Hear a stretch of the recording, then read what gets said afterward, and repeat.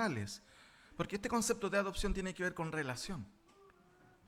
Todos los otros que hemos visto tienen otros aspectos, y noten aquí, y esto es una introducción, a lo menos hemos visto todos estos conceptos: dilección, elección, regeneración, arrepentimiento, santificación, y todos tienen que ver con ciertos conceptos o aspectos. Por ejemplo, aspecto afectivo o la dilección tiene que ver con un aspecto afectivo, porque tiene que ver con la ternura, la misericordia de Dios, ¿cierto? Cuando siente justamente aquello por ciertas personas que son objeto de esa dilección o de esa misericordia. Los aspectos electivos, como dice su palabra, son propios de Dios. Él elige, Él predestina. Eso es natural en Dios.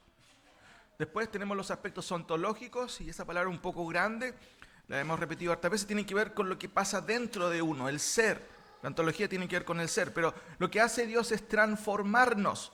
No nos maquilla de creyente, lo que Él hace es una operación profunda, y regeneración, el llamado interno, son propios de este concepto. Tenemos los aspectos contingentes, que es la fe, el arrepentimiento y la conversión. Si Dios elige en la eternidad, en algún momento de la historia de usted, donde aquí nace en esta tierra, ¿cierto?, y muere, en algún momento, si es una persona que, ¿cierto?, ha recibido la gracia de parte, va a tener que tener fe y arrepentimiento y conversión. Son propias no de un más allá que uno nunca sabe, no. Eso se tiene que evidenciar en algún momento de la vida. Tenemos los aspectos redentores, y ahí está el concepto de santificación posicional, el concepto de liberación. Los aspectos legales, estudiamos la justificación, porque eso es un aspecto legal de la salvación, y también los aspectos vicarios. Cristo reemplaza al pecador, ¿cierto?, por medio de recibir Él el castigo, y ahí estudiamos los conceptos de expiación y propiciación. Más el de propiciación estuvimos viendo lo que es similar al de expiación. Hoy vamos a ver otro punto o otro aspecto que se menciona en la Biblia, que es la palabra adopción, y eso tiene que ver con los aspectos relacionales. Podemos dividir todo lo que hemos visto en 3 grupos. El primero, ¿cierto?, tiene que ver con nuestra elección. Dios elige, hermanos, y eso es algo propio de la Escritura, y como decía un pastor, no sé si el pastor Miguel Núñez, si uno revisa la Escritura, Dios se lo pasa eligiendo todo el tiempo. Eso molesta a los oídos de repente egocentristas, humanistas, ¿cierto? Pero Dios eso es lo que hace, es elegir. Pero no elige a personas, hermanos, por sus méritos, sino por su gracia. El segundo grupo tiene que ver con nuestro cambio. Si el Señor, ¿cierto?, en su misericordia ha puesto sus ojos en usted como creyente, eso se tiene que evidenciar. Por eso todas estas palabras, regeneración, llamado interno, fe, arrepentimiento, tienen que ver con esto, con nuestro cambio. Y finalmente el tercer grupo tiene que ver con nuestro estatus. Y hay que poner ojo en eso, no se trata de que somos mejores que otros, no. Dios en su misericordia ha escogido personas que no lo merecían y les da justamente su justicia. Por eso hablamos de justificación, expiación y adopción. Ese es nuestro estatus espiritual ante el Señor. Entonces, si se dan cuenta, todos los aspectos que estamos estudiando abarcan de manera integral la salvación. Ahora, el lugar de la adopción, hermanos, en el plan divino. Vaya a Gálatas 4, el versículo que estuvimos viendo. Estoy haciendo una introducción antes de ir al concepto de adopción y entenderlo. La cita que leímos, Gálatas 4, versículo 4 y 5.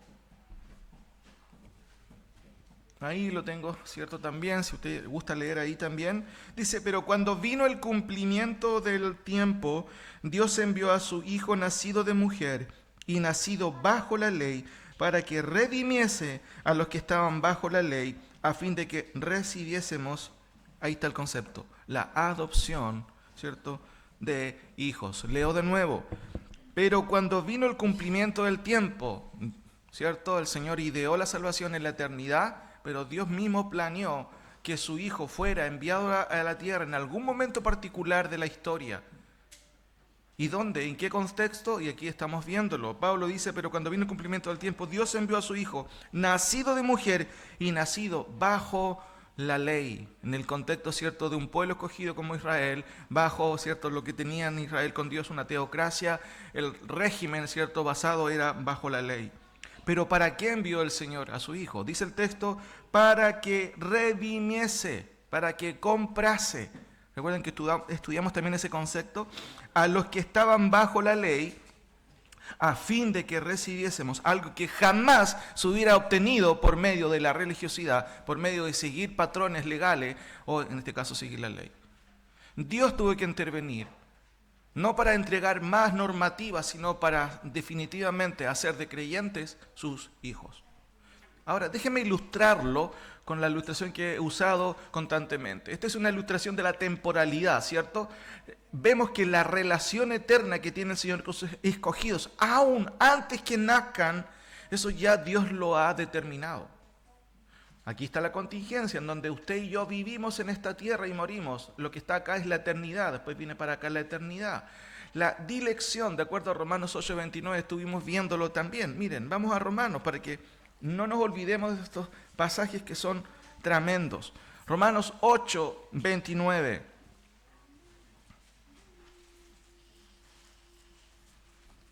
Romanos 8:29. Dice el texto, porque a los que antes conoció, y ahí está la dilección.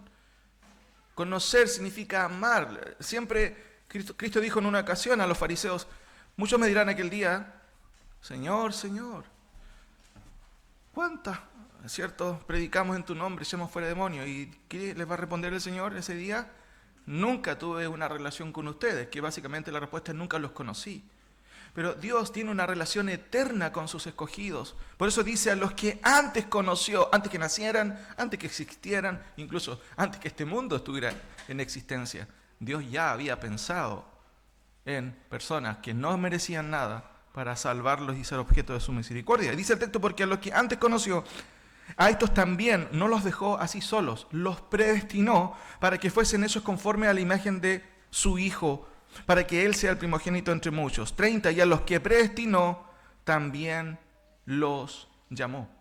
No los dejó así, Él también los llamó. Los conoce, los ama, los predestina, los llama, y sigue diciendo el texto, y a los que llamó, a estos también justificó, y a los que justificó, a estos también glorificó. Note, todo esto Dios lo hizo en la eternidad. Ahora, noten esta imagen. Esto se hace patente en la adopción. Cuando el creyente cree en Cristo en esta contingencia de la vida, claro, se hacen patentes varias bendiciones que tiene el creyente. Santificación, redención, justificación y propiciación. Pero la adopción se hace efectiva. Es como una promesa de parte del Señor. En algún momento usted no era creyente, no seguía al Señor, pero la gracia le alcanzó. Ahora cree en el Señor, se ha arrepentido y le sigue. Dios le ha hecho su hijo. Eso se hace patente, hermano, dentro de todas las bendiciones que el Señor nos da por Cristo y en Cristo. Dios lo ideó en la eternidad, pero se hace patente en algún momento de la historia. Y en esta mañana quiero ver 4 líneas de pensamiento para poder entenderlo. La necesidad divina de la adopción. ¿Por qué es importante que el pecador, cierto, sea adoptado por el Señor? ¿Cuál es la urgencia de eso? Vamos a ver la visión errada de la adopción, porque como siempre, cuando se va a la Escritura, siempre hay distorsiones de lo que son las doctrinas y es importante observarlo. La concepción bíblica de la adopción, que enseña la palabra del Señor con respecto a cómo funciona la adopción y, por supuesto, cómo se logra la adopción. Y finalmente, la evidencia bíblica de la adopción. Pero antes, tengamos otro momento de oración, hermano. Señor, te doy gracias por tu palabra. Porque tú no nos dejaste en aislamiento, nos diste tu voluntad expresada en tu palabra. Señor, ayúdanos a valorar tu palabra, ayúdanos a entenderla, a abrazarla y por sobre todo a creerla también. Ayúdame, Señor, esta mañana a que tu palabra sea predicada, líbrame de decir algo que no corresponde y libra a mis hermanos también de a lo mejor de creer algo que quizás no es. Por eso te ruego que nos ayudes a todos esta mañana a estar atentos, a abrir nuestro corazón, nuestra mente y poder recibir tu consejo. En el nombre de Jesús. Amén. Primero, la necesidad divina, ¿cierto?, de la adopción. Y quiero que me acompañen a Juan 8, por favor. Juan 8, 39. En adelante vamos a leer un par de versículos. Juan 8, 39 en adelante. Juan 8, 39 en adelante. Primer punto, ¿cierto?, es el hombre natural nace paternalmente separado de Dios. Dice así, ustedes siguen por favor la lectura, Juan 8:39 hasta el 47. Respondieron y dijeron, nuestro padre es Abraham, ¿cierto? Ahí están judíos incrédulos. Jesús les dijo, miren, si fueseis hijos de Abraham, las obras de Abraham ustedes harían.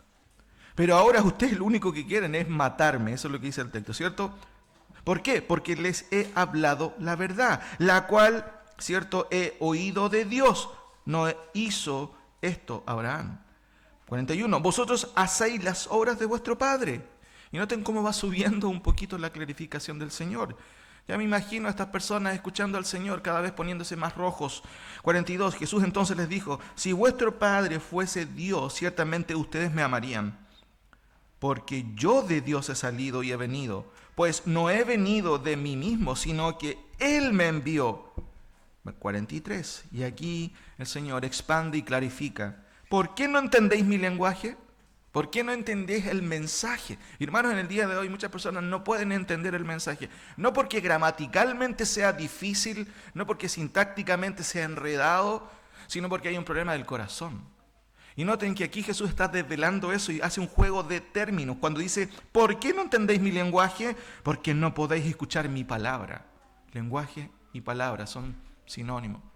Pero el punto es que Él está desnudando a estos grupos de personas, judíos incrédulos, que creían ser hijos de Abraham, que creían ser hijos, ¿cierto?, o herederos, ¿cierto?, del padre Abraham. Creían ser hijos de Dios. ¿Por qué no entendéis mi lenguaje? Porque no podéis escuchar mi palabra. No entienden nada de lo que estoy diciendo, porque cada palabra que yo digo les parece como algo tan difícil de creer. En una ocasión Jesús también les dijo a sus discípulos, si ustedes no comen mi carne y mi sangre, no pueden ser mis discípulos. Y algunos que estaban oyendo dijeron, wow, ¿qué está diciendo? Dura es esta palabra, ¿quién la puede oír? Vámonos mejor. Hermanos, el oído natural de las personas, y no estoy hablando de que cada uno esté en el peldaño más bajo de la no comprensión o de la hostilidad o del rechazo hacia Dios. Pero aún así es difícil de entender muchas veces a la luz de lo que enseña la palabra para un hombre natural las cosas del Señor. Dice el texto y sigo leyendo, 44, vosotros sois de vuestro padre el diablo. ¡Wow! ¡Qué tremenda declaración! Y los deseos de vuestro padre queréis hacer. Ahí estaba la relación concreta. ¿Qué es lo que hay en tu corazón? ¿Dónde te lleva? ¿Qué te impulsa a ser tu corazón? Eso es propio muchas veces de quién es tu padre en el fondo, del sentido espiritual. Las personas que rechazan a Dios hacen lo que es natural, hermano, porque eso es propio del diablo, de Satanás. Está el ADN en los incrédulos, por eso hacen lo que hacen. Y aquí el Señor está desnudándolo. 44, vosotros sois de vuestro padre el diablo y los deseos de vuestro padre queréis hacer. Él ha sido homicida desde el principio y no ha permanecido en la verdad, porque no hay verdad en él. Cuando habla mentira, bueno, eso es muy característico de él, es un mentiroso. Eso es lo que está diciendo esa expresión cuando dice de suyo habla. Porque es mentiroso y padre de mentira. Y a mí, porque digo la verdad, no me creéis. El que es de Dios, y ahí una buena pregunta, ¿soy hijo del Señor? Cristo responde, el que es de Dios, ¿qué hace? Las palabras de Dios oye. Y ustedes saben que oír en el Nuevo Testamento es sinónimo de ¿qué? Obedecer. El que oye, dice el texto, la palabra de Dios, ¿cierto? El que es de Dios, las palabras de Dios oye. Y noten cómo termina este texto. Por esto no las oís vosotros, porque no sois de Dios. Hermanos, el hombre natural nace paternalmente separado de Dios. Por eso no quiere nada con Dios. Y no hay que confundir, la religiosidad no es verdadero cristianismo. El ser simpatizante de la fe evangélica no es malo en sí, pero aún ni siquiera eso es el estándar que Dios exige de quien es un hijo de Dios, que desea escuchar la palabra de Dios, que desea amar al Señor y que desea hacer su voluntad. Ahora, segundo punto, el hombre natural posee un ADN pecaminoso. Acompáñenme a Efesios, por favor. Efesios capítulo 2, los primeros 5 versículos. Efesios capítulo 2, versículo 1 al 5. Primero, estamos viendo la necesidad divina de adopción. El hombre necesita, ¿cierto?, no religiosidad, no necesita ciertos rituales, necesita necesariamente ser adoptado por el Señor. Efesios 2, 1 al 5 dice, hablando a creyentes, Pablo, y Él os dio vida a vosotros cuando estabais enfermos, ¿cierto? No, ¿qué dice el texto? Muertos. Y la explicación de Pablo aquí no está haciendo una explicación tanatológica, ¿cierto? O biológica, no. Está haciendo una explicación, ¿cierto? Espiritual.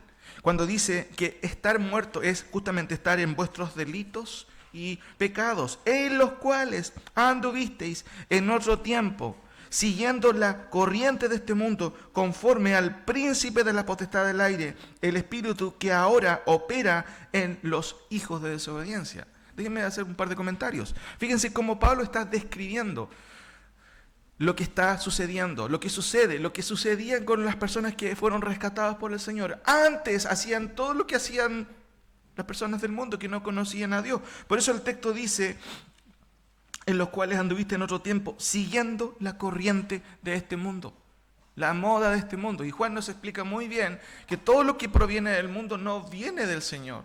Los deseos de la carne, los deseos de los ojos, la vanagloria. Y aquí Pablo está explicando, ustedes antes eran así, pero ahora ya dejaron de ser así porque fueron rescatados. Dios les dio vida. No estaban enfermos, no estaban heridos, estaban muertos en delitos y pecados. Sigue diciendo Pablo aquí, en los cuales anduviste en otro tiempo siguiendo la corriente de este mundo. Y una buena pregunta, ¿a quién sigues tú? ¿Qué sigues? ¿En qué estás preocupado? ¿En qué está preocupado un creyente, hermanos? Un hijo de Dios. Si tú conversas un poco con un creyente, ¿qué es lo que está diciendo todo el tiempo? Ahí tú puedes observar cuáles son sus prioridades. Una persona que no es creyente siempre está preocupado más de lo que sucede afuera, de lo que sucede en el mundo, cosas que son totalmente intrascendentes e irrelevantes. Pero un creyente siempre está pensando en las cosas que trascienden, hermano. Cosas espirituales, las cosas del Señor. Noten, y Él os dio vida a vosotros cuando estabais muertos en vuestros delitos y pecados. ¿Y cómo sepa, dice Pablo, cómo sé que ustedes antes estaban muertos? Bueno, porque ustedes seguían la corriente de este mundo, conforme, noten, al príncipe de la potestad del aire. El hecho de no ser un hijo de Dios no significa que usted es un eslabón perdido y que no tiene ni una conexión con nada. No, está bajo una influencia, hermanos, de poder. Y el texto lo dice claramente, conforme, note la palabra, conforme, en forma de, conforme al príncipe de la potestad del aire, el espíritu que ahora opera, y noten cómo Pablo usa una expresión para referirse a quienes no son hijos del Señor. Dice aquí, los cuales opera en los hijos de desobediencia, entre los cuales también todos nosotros vivimos en otro tiempo, en los deseos de nuestra carne, haciendo la voluntad de la carne y de los pensamientos, y éramos por naturaleza, noten la expresión, a propósito de que estamos hablando de adopción, hijos de ira, lo mismo que los demás. Noten que Pablo sigue expandiendo las características de alguien que no conoce al Señor. Esa persona anda en los deseos de su carne, en la voluntad de su carne y de sus pensamientos. Déjenme aterrizarlo a una explicación más concreta. Una persona no creyente es sensual, no sexual. Bueno, también es sexual. Fíjense que en Judas, si me acompaña Judas, por favor.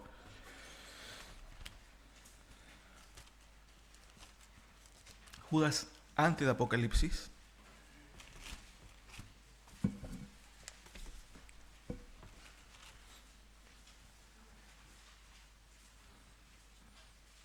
Judas capítulo 3, esta es una carta muy corta y que es muy interesante, una carta apologética. Dice Judas, ¿saben qué, hermanos? Está escribiendo a un grupo de creyentes, por supuesto.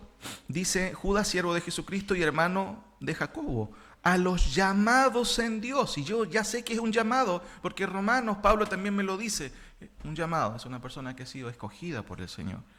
3. Amados, por la gran solicitud que tenía de escribiros acerca de nuestra común salvación, me ha sido necesario escribiros exhortando que contendáis ardientemente por la fe que ha sido una vez dada a los santos.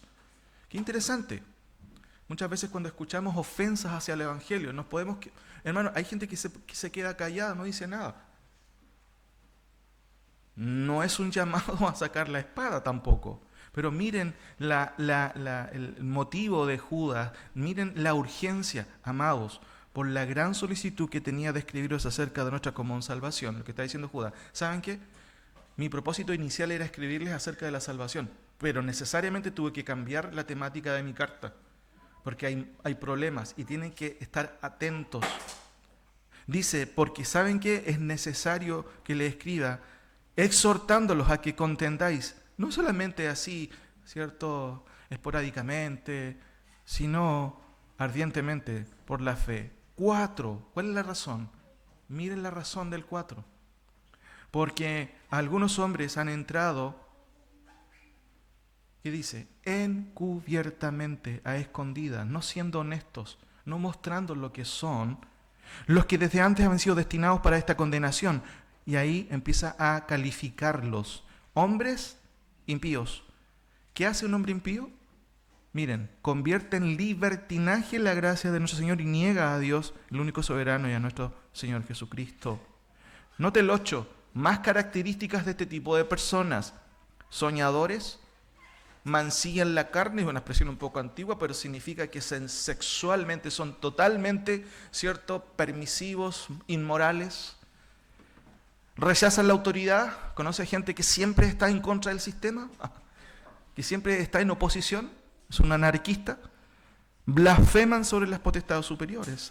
Ahora, noten lo que dice en el versículo 12.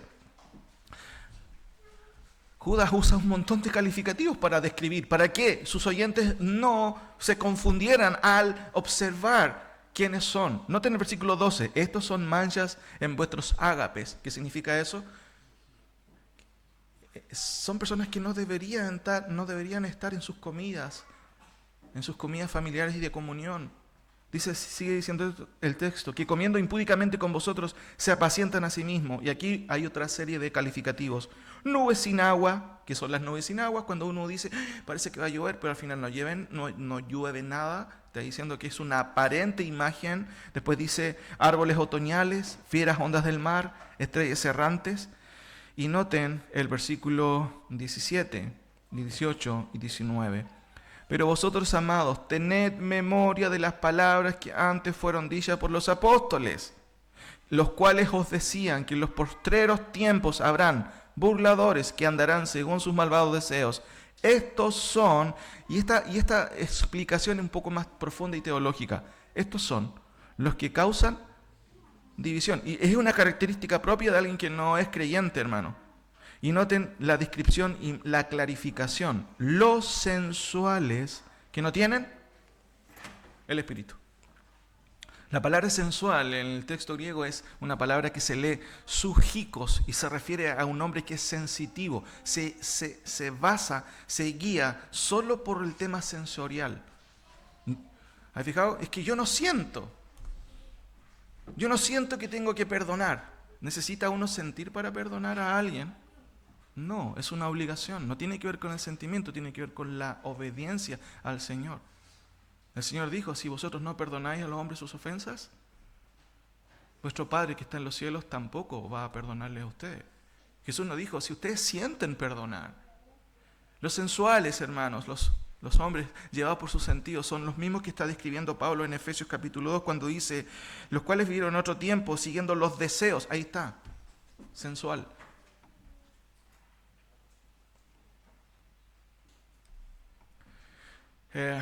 En estos últimos días, ¿cierto? Estamos observando el acostumbrado festival de Viña del Mar, ¿cierto? No lo estoy viendo yo, ¿no? Pero ahí supe una noticia, una gran cantante chilena, después de 35 años de matrimonio, llega al final de su matrimonio. No se saben realmente, no quiero decir algo que a lo mejor falte a la verdad. 35 años de matrimonio para que su esposo se vaya con, lo más probable, otra mujer. Hermanos, ¿cómo se sostiene un matrimonio creyente? Noten lo que dice Pablo. Ustedes antes eran así, seguían los deseos de su carne. Hermanos, ¿un creyente puede estar expuesto a la tentación? Sí. ¿Pero qué se espera de un creyente? ¿Que acceda a la tentación o que huya de la tentación? Miren, la necesidad divina de adopción. El hombre natural nace paternalmente separado de Dios. ¿Cómo llamó Dios a los seguidores de Abraham, que ellos creían ser herederos, hijos de Dios? Ustedes son hijos del diablo. Segundo, el hombre natural posee un ADN pecaminoso y ese es el gran problema, hermano. Que la tendencia de mi corazón no es hacer la voluntad de Dios.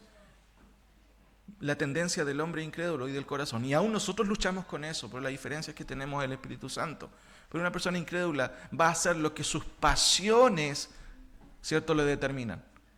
Y pensaban delante en la mañana, ¿y cuál es la prueba a la cual usted debería exponerse o en qué cosas los vemos? Y pensaba dentro mío, wow, hay cierta edad en la que uno es más proclive a caer justamente en los deseos del corazón.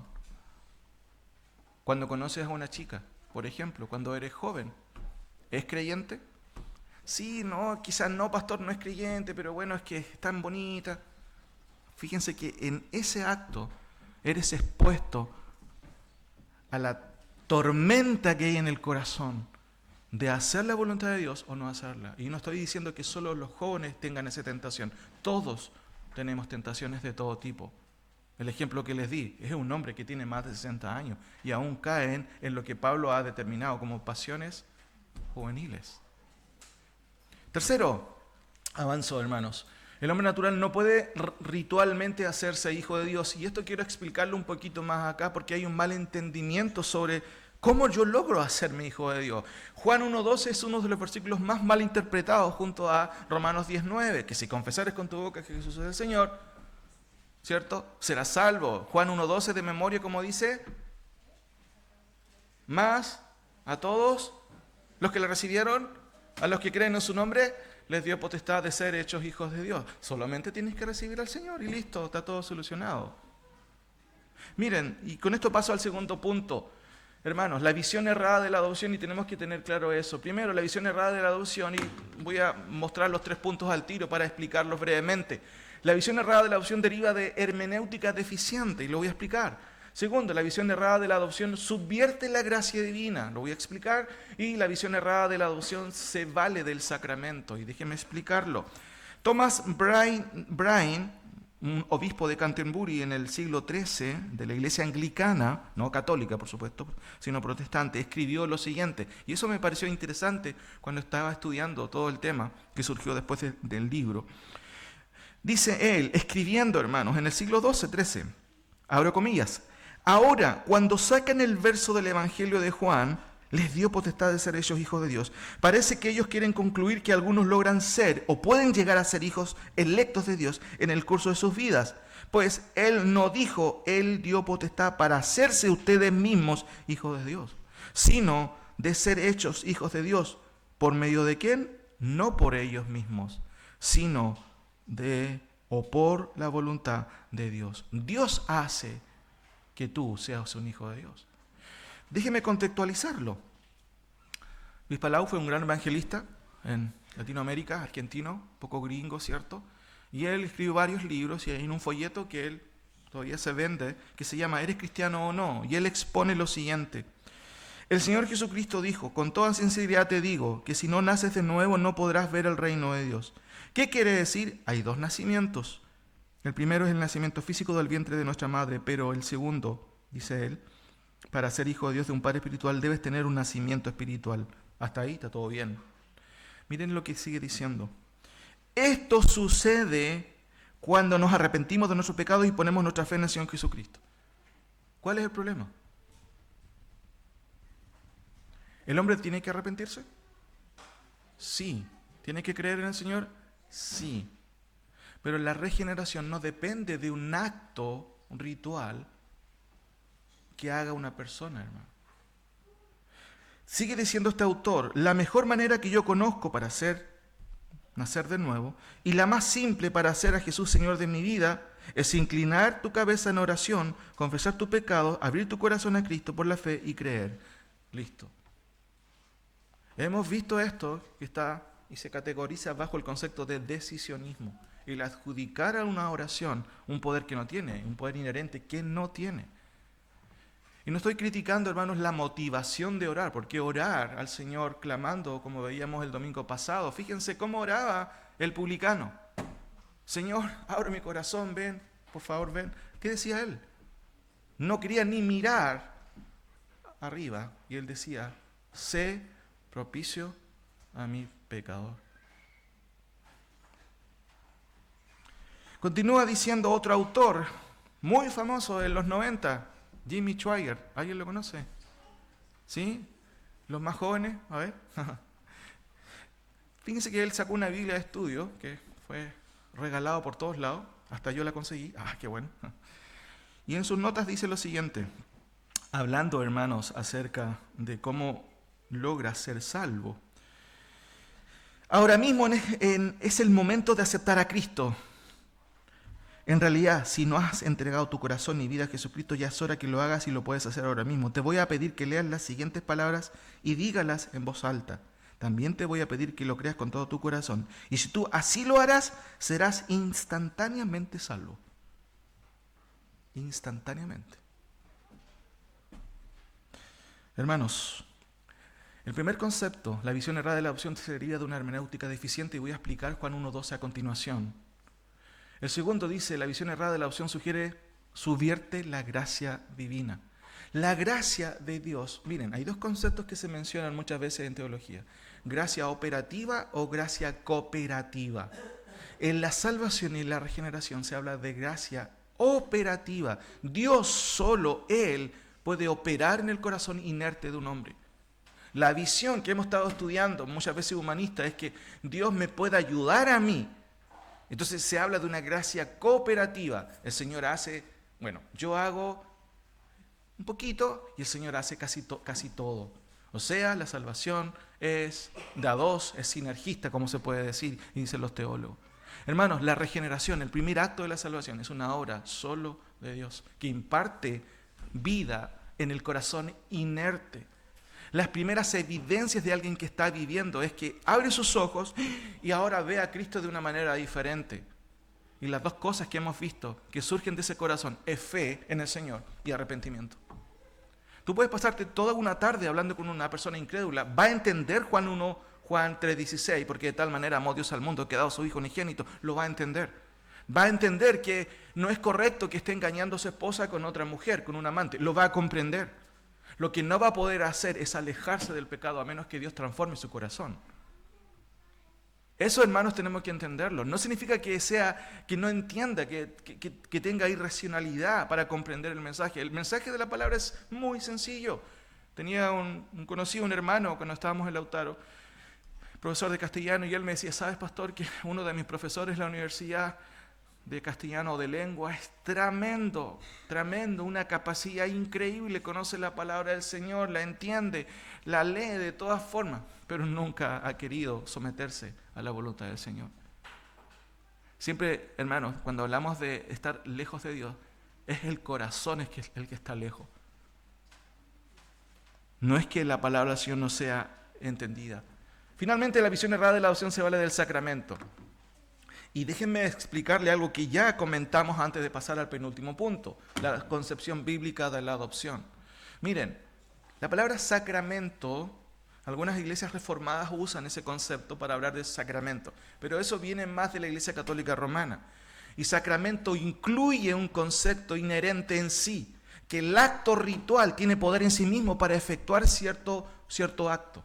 Por ejemplo, el cura en la misa dice el cuerpo de Cristo, ¿cierto? Y lo reparte y él piensa que ese ritual literalmente se transforma ese pan en el cuerpo de Cristo, aunque no lo crean, literalmente creen en eso.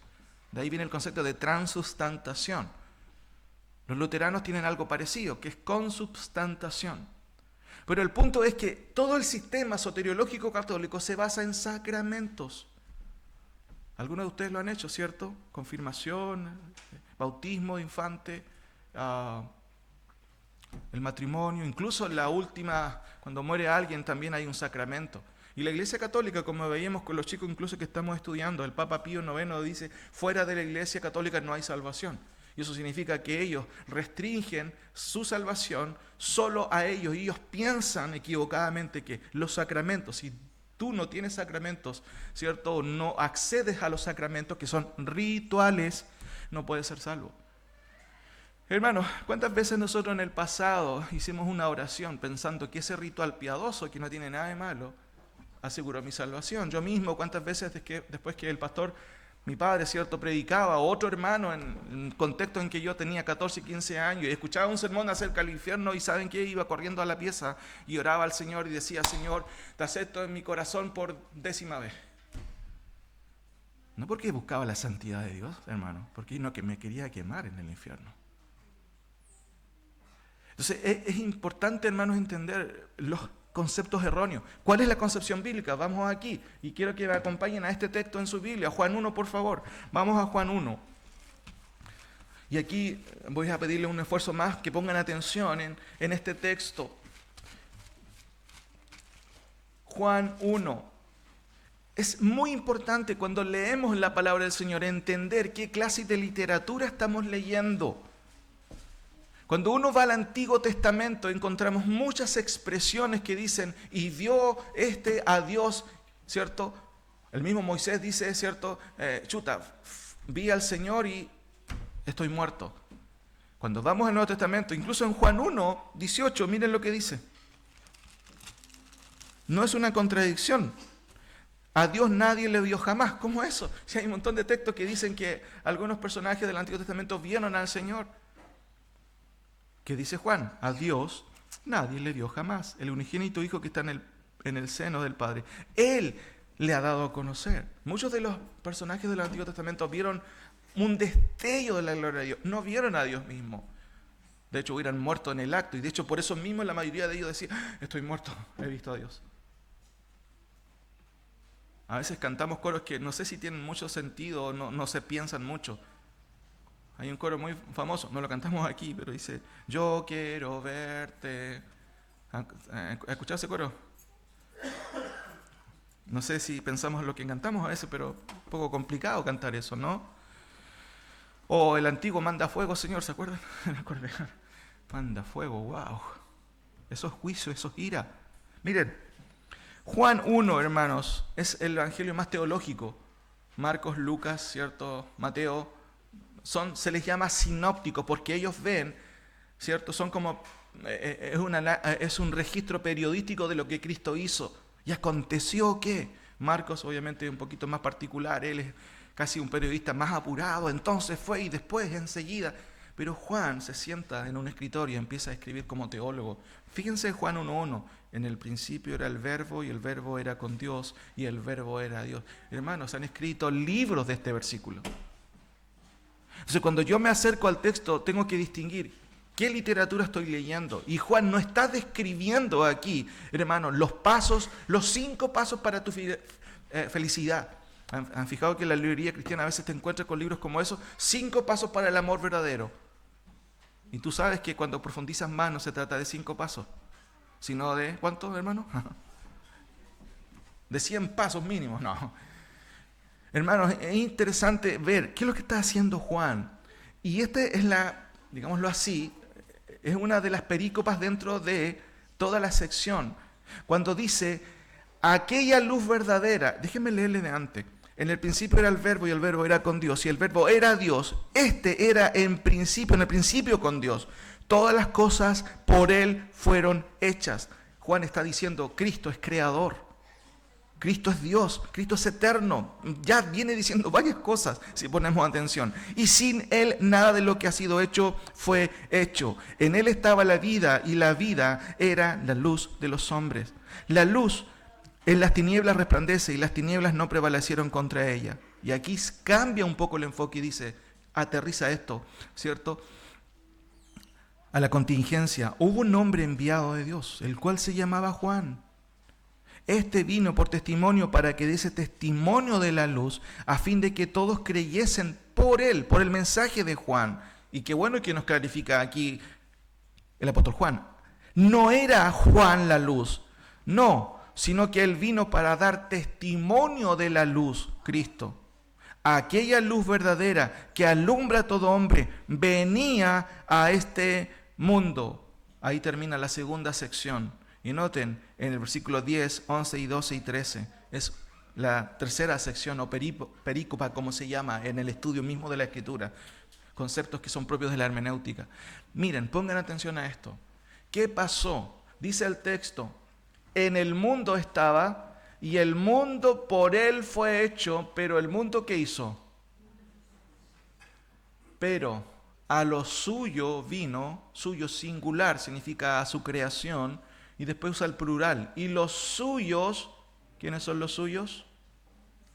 Israel. su pueblo. No le recibieron. Y aquí viene el gran problema de mala interpretación.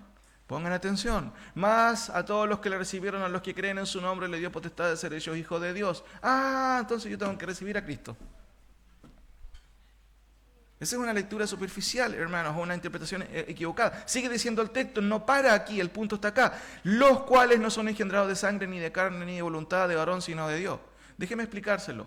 Miren, voy a ennegrecer aquí para que entiendan. Miren esas 3 frases. ¿Cuál es la relación de esas frases? Los que le recibieron, los que creen, los cuales. ¿A qué se está refiriendo? ¿A 3 grupos diferentes o a un solo grupo?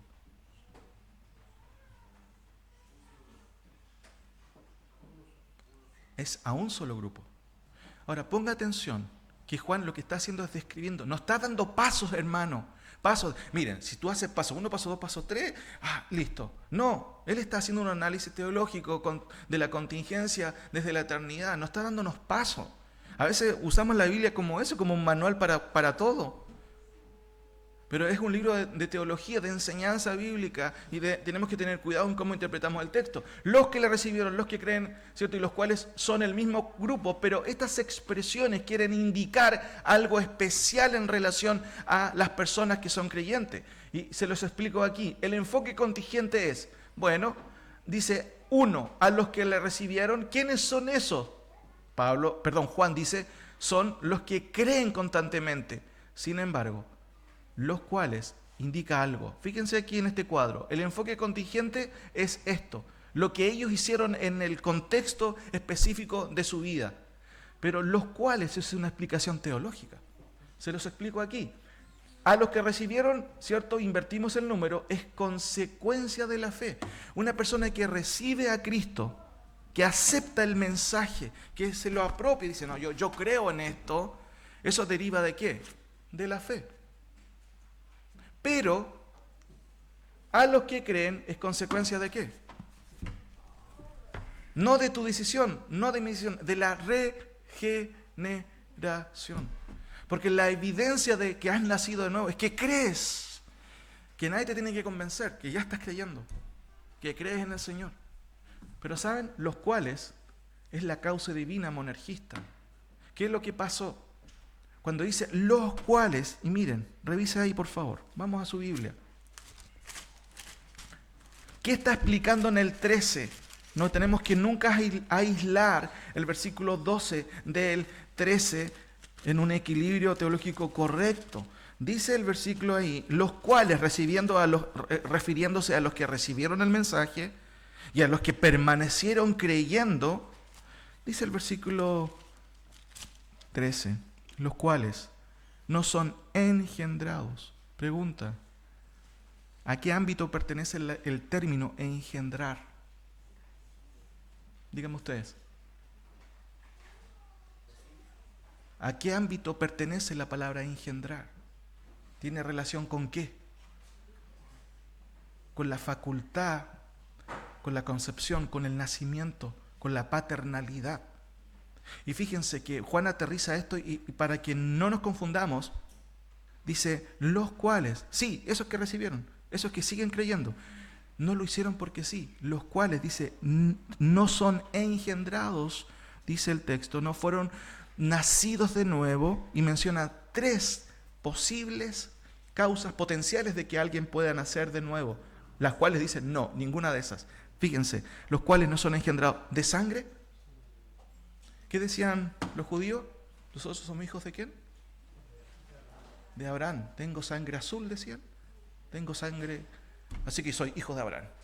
Viene Jesús y le dice, ustedes no son nunca hijos de Abraham. Si fueran hijos de Abraham, las obras de él harían. Ustedes son hijos del diablo. Wow. Descartado. Si tu padre es creyente, aun si tú eres hijo de pastor, eso no te asegura que tú has nacido y puedes nacer de nuevo. Porque no depende de la línea genealógica. Después dice, los cuales no son engendrados de sangre, ni de voluntad de carne. También se refiere a la voluntad propia del hombre. No, si yo voy a aceptar tipo Luis Palau, ¿cierto? Mira, si lo más fácil que tú puedas hacerlo. Y de hecho, él en ese tratado dice, y lo escribe más encima, bueno, yo lo hice apurado, estaba lloviendo, pero bastó para que yo lo hiciera. Imagínense, hermano, no depende de mi decisión hacerlo. Y finalmente dice, ni de voluntad de varón, sino, ¿de quién?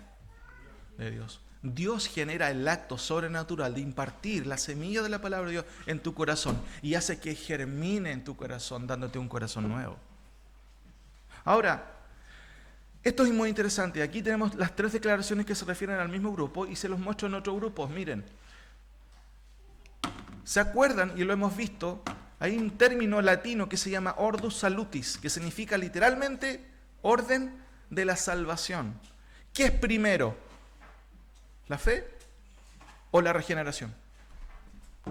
Y esto se debatió por muchos años en varios concilios, y especialmente en el concilio de Dort en el año 1618, para responder a los arminianos que, cierto, defendían la libertad humana. Pero el consenso evangélico dijo, no, antes de que surja la fe, tiene que surgir otra cosa. ¿Cuál es? Por eso, cierto, y lo vamos a ver, sin embargo, el concepto mayoritario, incluso en el día de hoy, hermanos, es creer que el primer paso a la salvación es fe. Y eso no está mal, porque el hombre debe de creer. El hombre debe de arrepentirse. Por eso que el orden habitualmente que se conoce como arminiano pone en primer lugar la fe y después la regeneración. La fe como causa de la regeneración. Pero ese es un error. Bíblicamente, lo primero que necesita una persona que no conoce a Dios es nacer de nuevo. Las evidencias de ese nuevo nacimiento son la fe y su actitud de corazón de aceptar lo que es de Dios. Hermanos, y la casuística confirma esto. ¿Cuántas personas han aceptado al Señor, incluso en este lugar, y en el día de hoy no quieren nada con el Señor? Eche a volar su memoria. Muchos de los que están aquí, más personas más antiguas, hemos conocido muchos hermanos entre comillas, personas que conocieron al Señor, hicieron profesión de fe. Eso es triste. A menos que Dios obre un milagro en tu corazón, lo tuyo va a ser religiosidad simplemente. Va a ser simpatía por la iglesia. Por eso tú tienes que estudiar. Y miren, veíamos ahora en 1 Corintios, ¿cierto? Cuando Pablo dice, examínense, pruébense. 2 Corintios también dice lo mismo, examínense si están en la fe. Lo que nunca hace uno, y esto es como típico, ¿cierto? Incluso para la salud. Somos muy malos en ir al doctor y que nos hagan examen, ¿cierto? Hermanos, pero desde el punto de vista espiritual, yo tengo que examinarme, tienes que examinarte. ¿Por qué no me conduzco igual que un creyente? ¿Por qué la palabra menciona tantas particularidades que no están en mí? Hermano, eso es un saludable examen. Ahora, el orden de la salvación bíblico es primero regeneración, fe, y después recibes al Señor. Ahora, y con esto vamos terminando. ¿Cuáles son las evidencias que eres adoptado por el Señor? Yo creo que me acompañen a estos versículos. Vamos con Romanos, por favor, 14. Romanos 14, y vamos a ver qué es lo que enseña la Biblia sobre cuáles son las evidencias de que has nacido de nuevo o que has sido adoptado como un hijo de Dios. Romanos, capítulo 8, versículo 14, y incluso leamos del 12, porque aquí hay dos evidencias. Romanos 8, 12 al 17. Así que, hermanos, deudores somos no a la carne, para que vivamos conforme a la carne. Porque si vivís conforme a la carne, moriréis. Mas si por el Espíritu hacéis morir las obras de la carne, viviréis. 14. Porque todos los que son guiados por el Espíritu de Dios, estos son hijos de Dios. Hermanos, ¿cuál es la respuesta aquí? ¿Cuáles son las evidencias de que alguien ha sido adoptado como hijo de Dios según Romanos 8, 14? Dígame usted, en coro.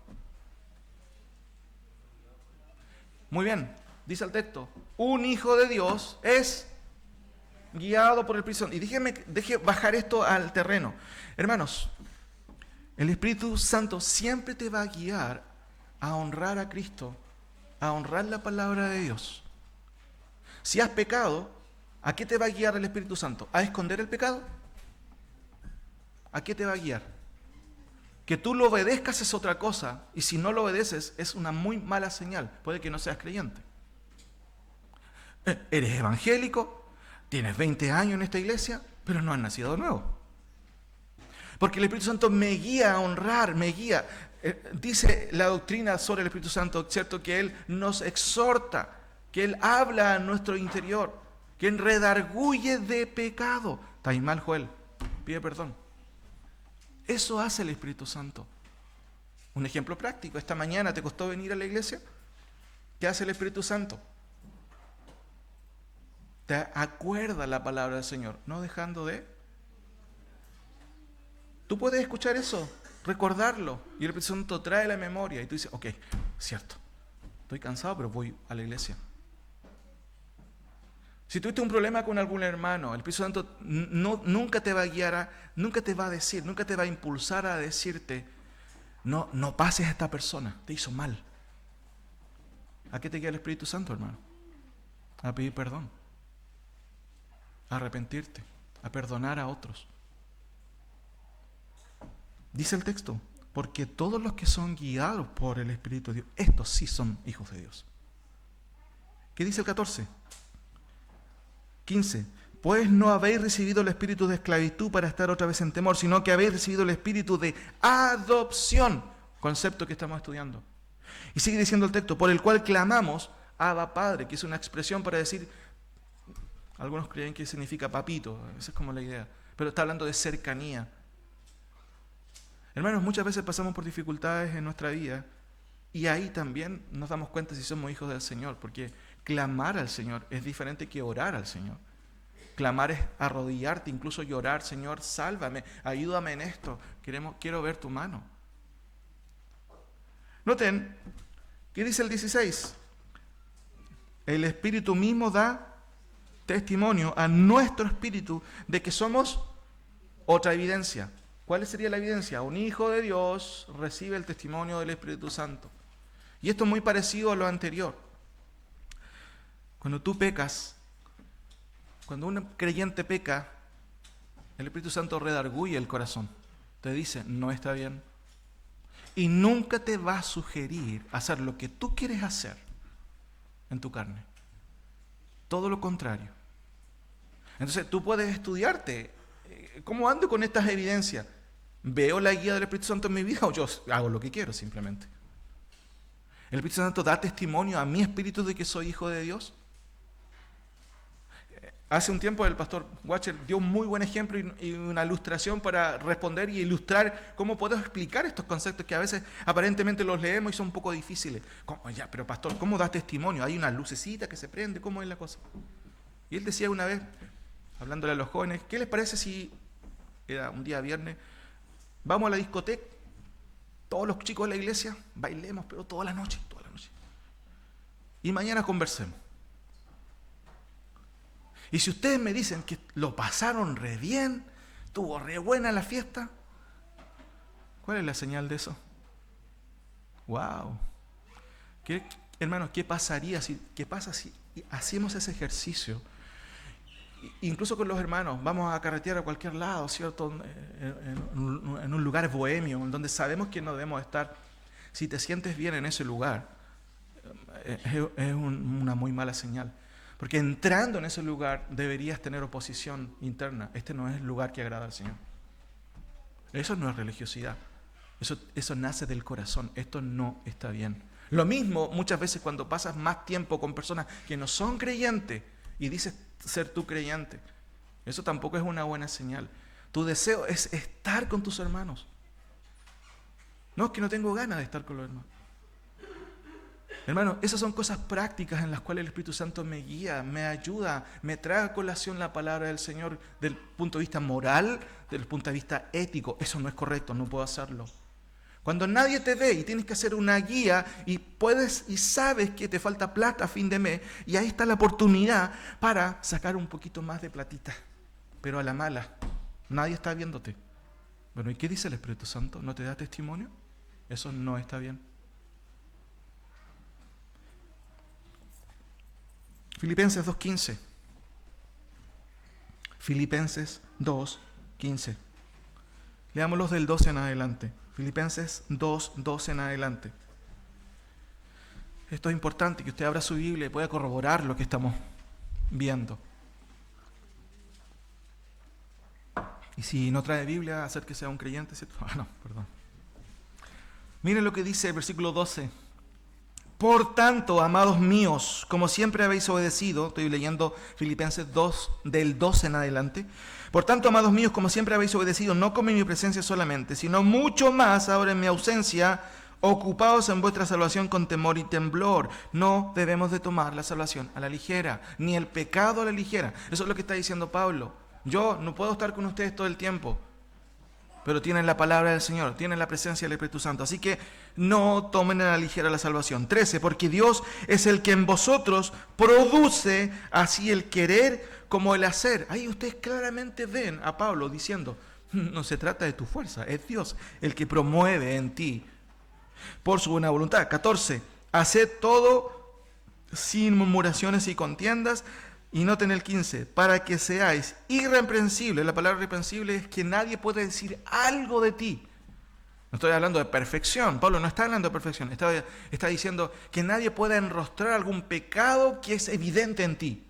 Y dice el texto, para que seáis irreprensibles y sencillos. Y noten la expresión que usa. ¿Qué dice ahí? ¿Evangélicos? ¿Simpatizantes? ¿Qué dice? Hijos de Dios, y miren la clase de hijo de Dios que espera el Señor.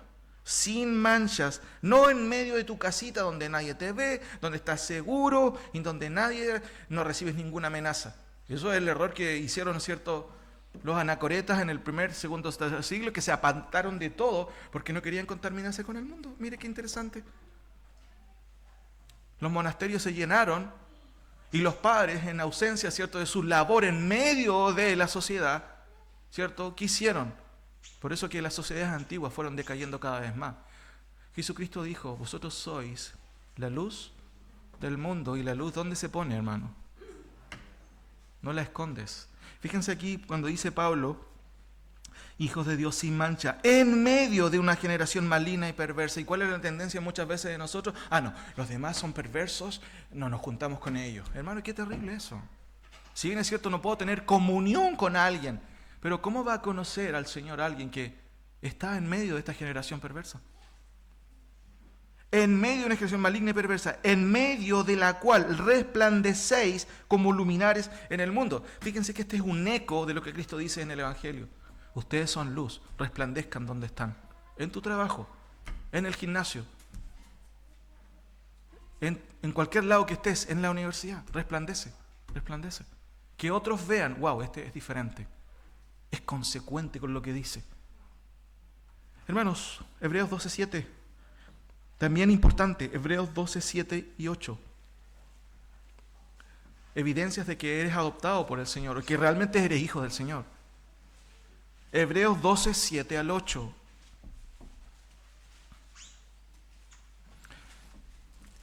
Esta epístola, recuerden, la estudiamos completa y la puede revisar también en nuestro sitio, en YouTube, sitio de la iglesia.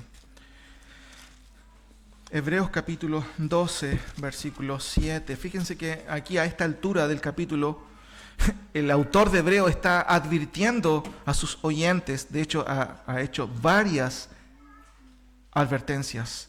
Y en el versículo 7 dice lo siguiente, y de hecho si lo leemos del versículo 3, miren, 12:3, considerad a aquel que sufrió tal contradicción de pecadores contra sí mismo, Cristo por supuesto, para que vuestro ánimo no se canse hasta desmayar, porque aún no habéis resistido hasta la sangre combatiendo contra el pecado. ¿Qué está diciendo el autor de Hebreos? No tiren la toalla. Ustedes no han sufrido al nivel de Cristo.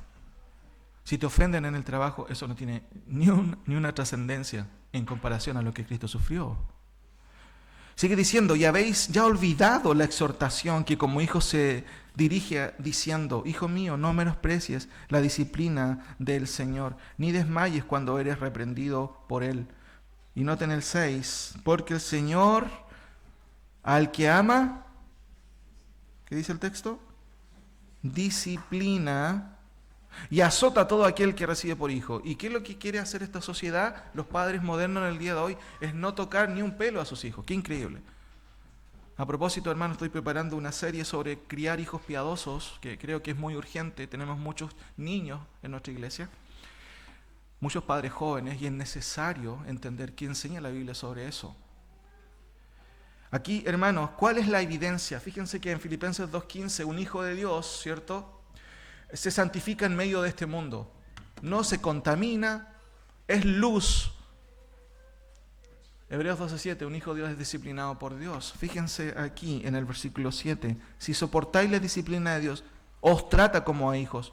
Porque ¿qué hijo es aquel a quien el Padre no disciplina? Y fíjense el 8, es súper directo y fuerte. Pero si se os deja sin disciplina, de la cual todos han sido partícipes, entonces sois bastardos y no hijos. Mira, esta palabra un poco antigua, bastardos, un poco fuerte. ¿Qué significa bastardos? ¿Se acuerdan? Un hijo espurio, falso, huérfano, quien no tiene padre, ha sido abandonado. Hermanos, ¿qué es lo que está diciendo el Señor? Que si eres hijo de Dios, vas a ser disciplinado por el Señor cuando pecas, cuando te equivocas. La tendencia en el día de hoy es, muchas veces, ¿cierto?, no solamente a nivel secular, por ejemplo, en la educación de los hijos, es no tocarle ni un pelo a los hijos. Y tristemente muchas veces, a veces, en las iglesias, las personas adoptan ciertas ideas que no tienen nada que ver con lo que enseña la palabra. De la misma manera, hermanos, hace años, mi padre me castigaba, ¿cierto? Y yo le dije, si la Biblia dice que los padres que aman a sus hijos los castigan, cambiemos, pues yo te pego a ti, decía yo, porque igual nos amamos en el fondo. Pero ¿cuál es la idea, hermano? Miren el paréntesis, Dios disciplina a sus hijos. Finalmente, hermanos, 1 Juan 3:10, 1 Juan 3:10.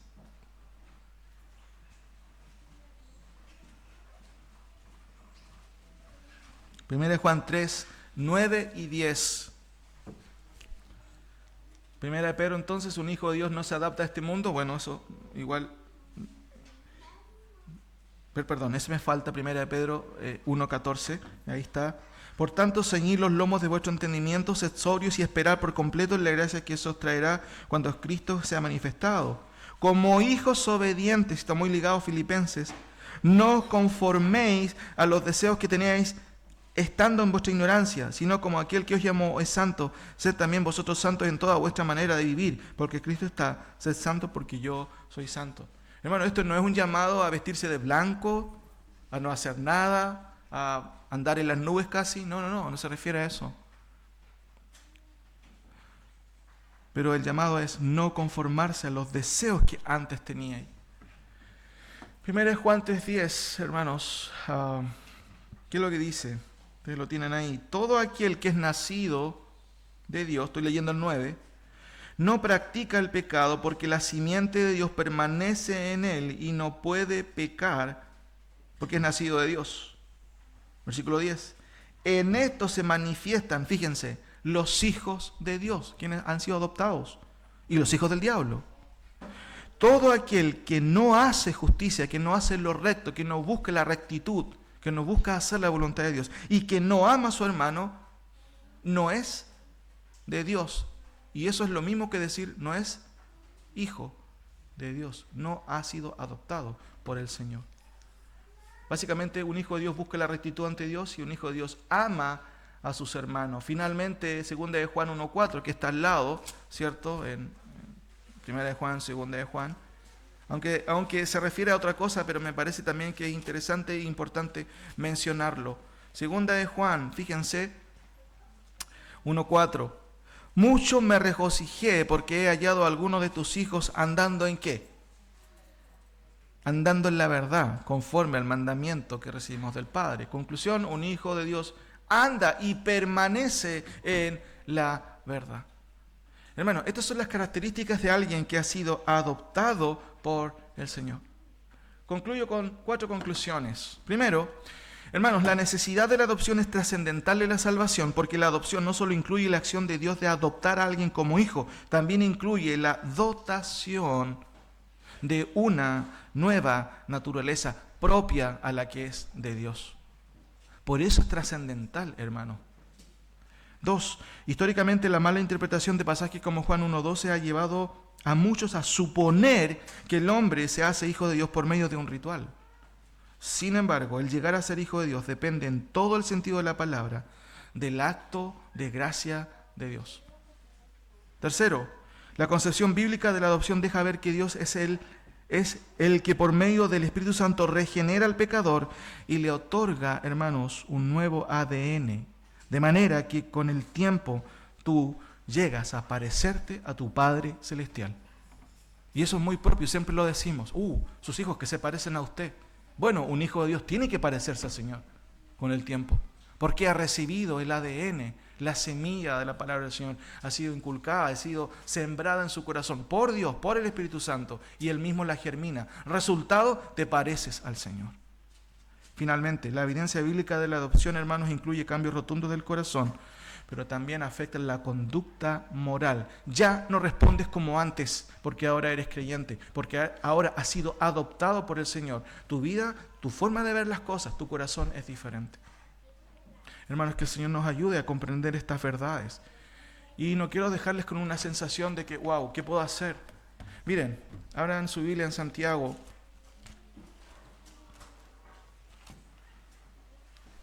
Santiago capítulo 3.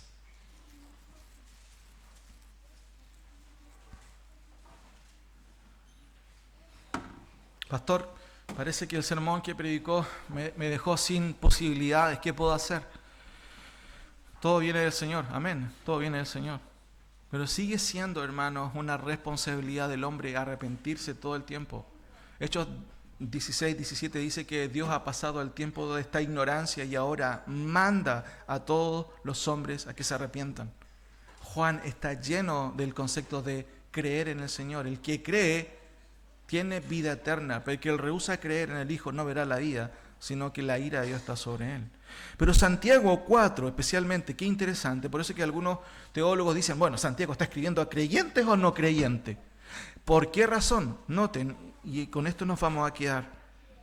4.1, ¿de dónde vienen las guerras y los pleitos entre vosotros? ¿Cómo eso? ¿Pueden haber guerras y pleitos entre creyentes? Después sigue diciendo, ¿no es de vuestras pasiones las cuales combaten en vuestros miembros? ¿Cómo puede haber una congregación en donde las pasiones, cierto, se sulfuran y provoquen pleitos? Eso no puede ocurrir, pero Santiago está tratándolo. Sigo leyendo. 2, codiciáis, y ahí está el gran problema, y no tenéis, matáis y ardéis de envidia. Hermano, eso no puede estar en un creyente. Muchas veces se dice, ¿cierto?, que la envidia es algo terrible, y eso es parte. Usamos la expresión, te corroe la envidia. Pero mira lo que está diciendo el texto, codiciáis y no tenéis, matáis y ardéis de envidia, y no podéis alcanzar, combatís y lucháis, pero no tenéis lo que deseáis, porque no pedís. 3, sigue Santiago exhortando fuertemente, pedís y no recibís porque piden mal. 4, miren, oh almas adúlteras, ¿no sabéis que la amistad del mundo es enemistad contra Dios? Y está diciendo que no puedes relacionarte con cualquier persona si no es creyente. Por eso le llama, oh almas adúlteras. Cualquiera pues que quiera ser amigo del mundo se constituye enemigo de Dios. ¿Quieres mantener una relación que es ilícita frente al Señor? Bueno, te estás constituyendo un enemigo de Dios. ¿Te gustaría ser enemigo de Dios? Sigue diciendo en el 5, ¿o pensáis que la Escritura dice en vano, el Espíritu que Él ha hecho morar en nosotros nos anhela celosamente? Ahora, pero Él da mayor gracia. Por eso dice, Dios resiste a los soberbios y da gracia ¿a quién? Y miren, Santiago tiene una audiencia, de acuerdo al versículo 1 del capítulo, dice, hermanos, lo siguiente. Santiago, siervo de Dios y del Señor Jesucristo, a las 12 tribus que están en la dispersión.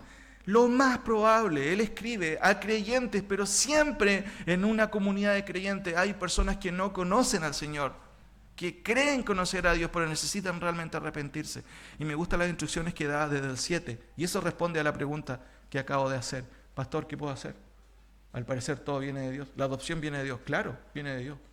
Pero miren lo que dice Santiago a una audiencia en donde lo más probable habían personas que no conocían al Señor. 7. Someteos pues a Dios, resistid al diablo. ¿Y qué va a hacer el diablo? Bueno, el primer concepto, sométete al Señor, obedece al Señor. El Señor es claro en su palabra. El que cree en el Hijo tiene Pero el que rehúsa creer en el Hijo no verá la vida, sino que la ira de Dios está sobre él. ¿Qué puedes hacer? Someterte al Señor, obedecer su evangelio.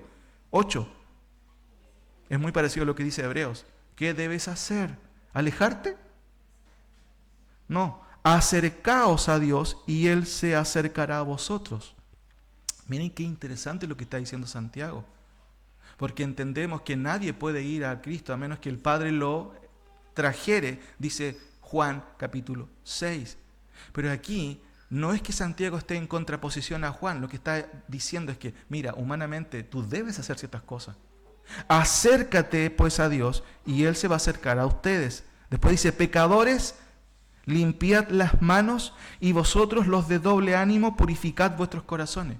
Miren, estas expresiones, hermanos, que está usando Santiago son propias de alguien que a lo mejor no es creyente, pero le está ordenando, diciendo, pecadores, limpiad las manos, que no haya nada en su conciencia que les estorbe para seguir al Señor, purificar vuestros corazones. Sabemos que no podemos autopurificarnos.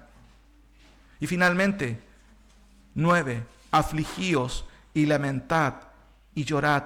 Vuestra risa se convierta en lloro y vuestro gozo en tristeza. ¿Qué es lo que debe hacer una persona que sabe de su necesidad de Cristo? Clama al Señor. Clama al Señor. Ora como David lo hizo en el Salmo 51. Oh Dios, perdona mis rebeliones. Límpiame de todo mi pecado. Crea en mí un corazón limpio. Y finalmente, versículo 10. Humillaos. ¿Ante quién? Ante el Señor, porque Él te va a exaltar. Y ustedes saben, el que se humilla será enaltecido. Pero ¿qué pasa con el que no quiere humillarse y se enaltece? ¿Qué va a pasar con él? Se va a ser humillado. Oremos al Señor. Señor, te doy gracias por tu palabra en esta hora. Te doy gracias porque ella es muy clara con respecto a que la salvación es tuya, de ti viene, no de algo humano. Y la adopción en sí, Padre, es un tremendo milagro porque tú nos adoptas como hijos tuyos. Pero Señor, ayúdanos a entender, no solamente que esa adopción solo depende de ti y es consecuente con la elección y la predestinación, sino también que las evidencias de alguien que es creyente no son ambiguas, Señor, son muy claras. Sin embargo, Señor, también tú ordenas al hombre incrédulo a que se acerque a ti, a que tú, Señor, podamos creer en ti, que el hombre necesita arrepentirse y creer en lo que tú has hecho por medio de Cristo. Como leíamos recién, tú también ordenaste por medio de tu palabra, por medio de Santiago también, quien advierte a su audiencia, lo más probable muchos de ahí quizás no eran creyentes, eran simpatizantes, someterse a ti, Padre, afligirse, sentir el dolor del pecado, acercarse a ti y no alejarse. Padre, que esta mañana, todos los que estamos aquí, si somos creyentes, bueno, dar gracias a ti porque tú nos rescataste y nos adoptaste. Pero si hay alguien que no te conoce o que está acercándose a ti, que tú, Señor, hagas un milagro en su corazón. Ayúdanos, Señor, y gracias por tu palabra. En el nombre de Jesús. Amén.